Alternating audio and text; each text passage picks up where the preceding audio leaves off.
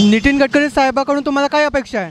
गडकरी साहेबांकडून अशी अपेक्षा आहे का त्यांनी नागपूरची जे बेरोजगारी आहे ते त्यांनी खतम करायला पाहिजे. आणि अशी विनंती आहे का गडकरी साहेबांनी जे शब्द दिलेले आहे भाषणामध्ये ते बेरोजगारी नागपूरमध्ये खतम करायला पाहिजे.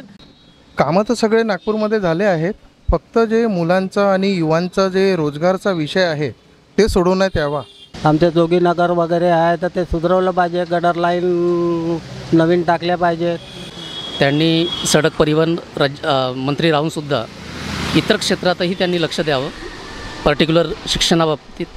पण आम्ही आता 50 वर्ष झाले त्या जागेवर राहत आहो, पण आम्हाला निराधारी फॉर्म भरला तरी तो पास नाही होऊन राहिला.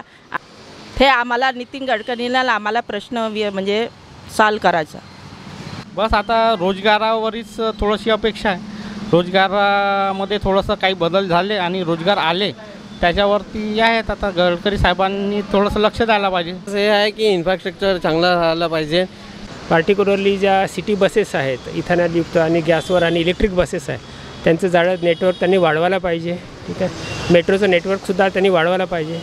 कारपोरेशन के अधिसंख्या पद पे जो लोग हैं, जो इतने साल से उनने बेरोजगारी किए, डेली वेजेस पे काम किए, उनके बाल बच्चों को नौकरी लगना चाहिए.